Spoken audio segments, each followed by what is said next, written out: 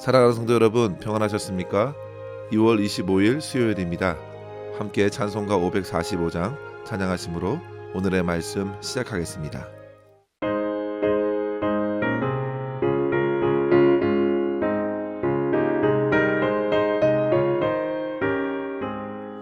이 눈에 아무 증거 아니 되어도 믿음만을 가지고 선을 걸으며 이 귀에 아무 소리 아니 들려도 하나님의 약속 위에 서리라.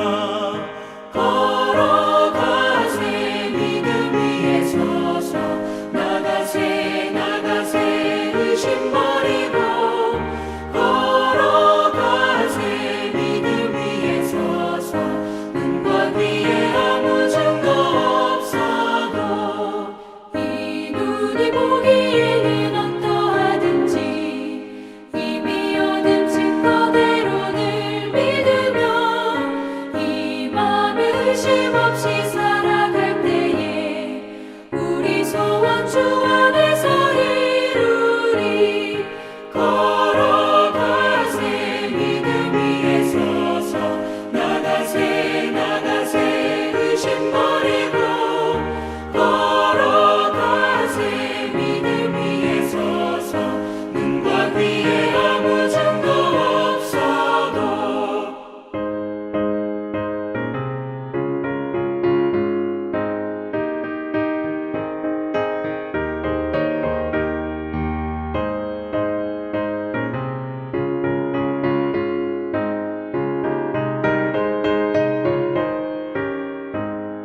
주님의 거룩함을 두고 맹세한 주 하나님 아버지는 참 이쁘다.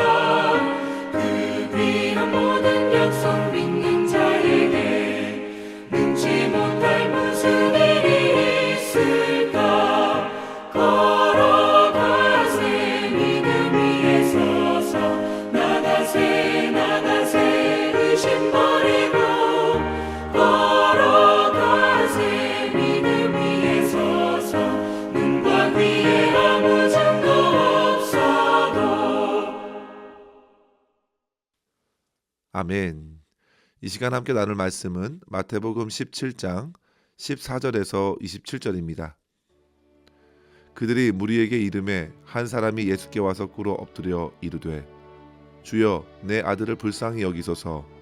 그가 간질로 심히 고생하여 자주 불에도 넘어지며 물에도 넘어지는지라. 내가 주의 제자들에게 데리고 왔으나 능히 고치지 못하더이다. 예수께서 대답하여 이르시되 믿음이 없고 패역한 세대여, 내가 얼마나 너희와 함께 있으며 얼마나 너희에게 참으리요. 그를 이리로 데려오라 하시니라. 이에 예수께서 꾸짖으시니 귀신이 나가고 아이가 그때부터 나으니라. 이때에 제자들이 조용히 예수께 나와 이르되 우리는 어찌하여 쫓아내지 못하였나이까. 이르시되 너희 믿음이 작은 까닭이니라. 진실로 너희에게 이르노니 만일 너희에게 믿음이 겨자씨 한 알만큼만 있어도 이 산을 명하여 여기서 저리로 옮겨지라 하면 옮겨질 것이요 또 너희가 못할 것이 없으리라. 갈릴리에 모일 때에 예수께서 제자들에게 이르시되 인자가 장차 사람들의 손에 넘겨져 죽임을 당하고 제3일에 살아나리라 하시니 제자들이 매우 근심하더라. 가버나움에 이르니 반세계를 받는 자들이 베드로에게 나와 이르되 너의 선생은 반세계를 내지 아니하느냐. 이르되 내신다 하고 집에 들어가니 예수께서 먼저 이르시되 시몬아 내 생각은 어떠하냐. 세상 임금들이 누구에게 관세와 국세를 받느냐. 자기 아들에게냐 타인에게냐. 베드로가 이르되 타인에게니이다. 예수께서 이르시되 그렇다면 아들들은 세를 면하리라. 그러나 우리가 그들이 실족하지 않게 하기 위하여 내가 바다에 가서 낚시를 던져 먼저 오르는 고기를 가져 입을 열면 돈 한 세겔을 얻을 것이니 가져다가 나와 너를 위하여 주라 하시니라. 아멘. 오늘 말씀은 예수님께서 변화산에서 영광스러운 모습을 나타내신 후 산 밑에서 벌어진 장면들을 보여줍니다. 주님께서는 앞서 1절에 보시면 베드로와 야고보 그리고 야고보의 형제 요한 이 세 명의 제자들을 이끄시고 변화산에서 영광스러운 모습으로 나타내셨는데요.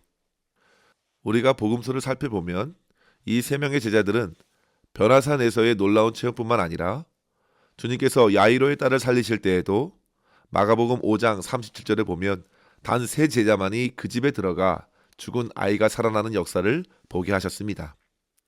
그리고 겟세마네 동산에서 기도하실 때에도 마태복음 26장에 따르면 주님께서 이 세 사람을 데리고 더 깊은 곳으로 들어가 얼마나 큰 고뇌를 갖고 기도하시는지 그들로 고난의 증인을 삼게 하셨습니다. 성도 여러분, 변화산에서는 영광의 증인으로, 야이로의 딸을 살리신 것은 생명의 증인으로, 그리고 십자가를 앞두고서는 고난의 증인으로 이 세 제자를 세우셔서 이후에 예수님께서 승천하신 후 교회와 성도들을 든든히 세워갈 수 있도록 하신 것입니다. 사랑하는 성도 여러분, 저와 여러분 또한 주님께서 허락하신 믿음의 체험과 받은 그 풍성한 은혜를 통하여 더더욱 아름답게 교회와 성도들을 세워나갈 수 있기를 소망합니다. 주님께서 영광스러운 모습을 나타내신 그 산에서 내려왔을 때 산 밑에서는 여전히 치열한 영적 전쟁이 벌어지고 있었습니다.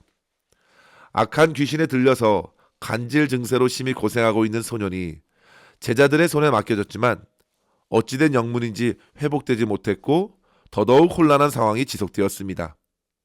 성도 여러분, 사탄 마귀는 귀신을 부려서 소년을 불 속에도 물 속에도 던져가면서 고통을 더했습니다. 오늘날 이러한 악령의 역사를 자주 볼 수 있는 것은 아니지만 여전히 사단은 오늘날 많은 젊은이들을 가만히 두질 않습니다. 온갖 정욕과 쾌락에 탐닉하여 방탕한 생활을 하도록 유혹합니다. 마치 엄청난 약에 취한 것처럼, 귀신에 들린 것처럼 도무지 부모의 말도 선생의 말도 목사의 말도 잘 들으려 하지 않습니다. 그들은 육체적으로, 정신적으로, 영적으로 심각한 타격을 입고 시간을 모두 허비합니다. 이러한 사단의 영향력 아래 눌려서 한 개인의 인생뿐만 아니라 가정과 사회에 혼란이 계속 야기되고 결국 성도들까지도 심한 타격을 입기도 합니다. 당시에 소년을 붙들고 애를 쏟았던 제자들의 도모가 얼마나 무력하게 비춰지는지 생각해 보십시오. 그런 상황 속에서 주님께서 나타나셨습니다. 그리고 그들에게 다시금 믿음을 강조해 주셨습니다. 그리고 이후에 주님의 고난과 죽으심, 그리고 부활의 역사를 예고하시고 이후에 가버나움에서 반세겔의 성전세를 내시는 장면을 마태는 소개하면서 이 땅에 살아가는 성도들이 세상의 갈등과 실족을 초래하지 말고 사회 구성원으로서 가능한 한 더더욱 책임감을 갖고 행동하도록 하였습니다. 성도 여러분, 우리는 저마다 세상 여러 나라의 국적들을 갖고 있으면서도 동시에 하나님의 나라의 백성으로 이 땅을 사는 이중 국적자들입니다.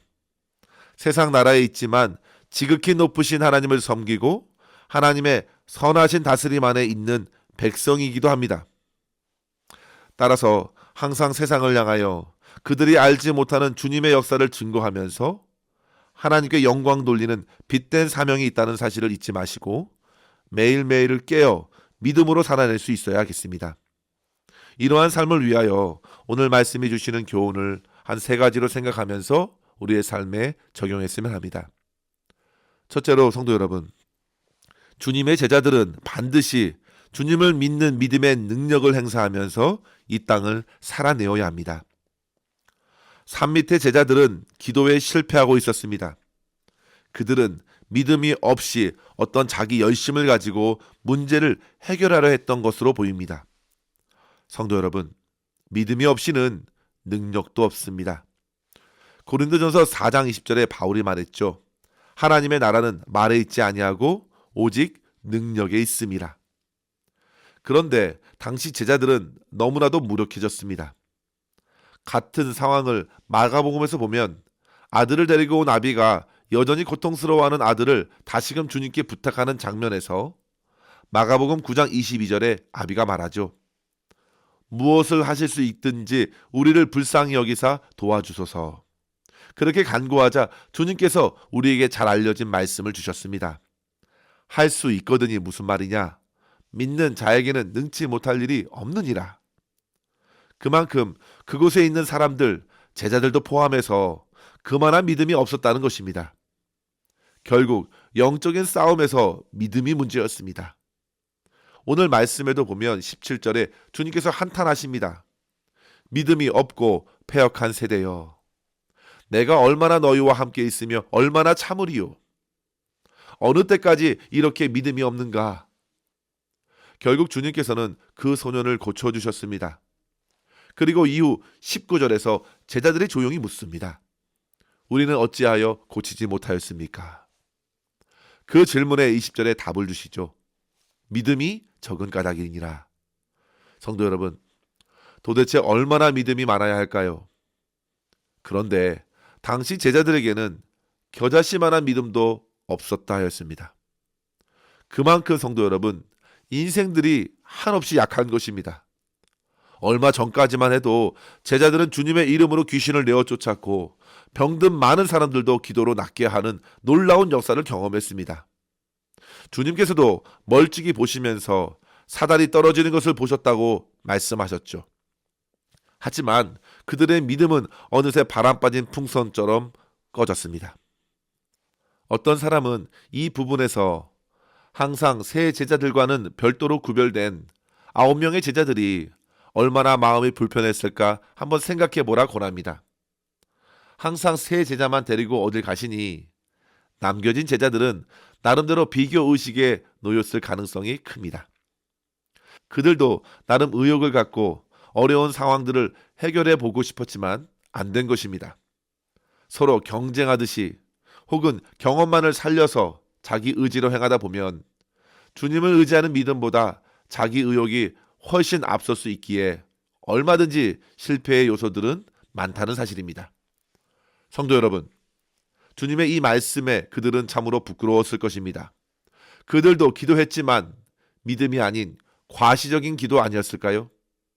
능력이 없는 기도, 믿음 없이 사람들만 의식하는 기도는 영적 세계에서 사단을 감당할 수 없을 것입니다. 사랑하는 성도 여러분, 믿음은 내게 있는 어떤 믿음의 분량에 있는 것이 아닌 믿음의 대상이신 하나님께 대한 전적인 신뢰에 있습니다.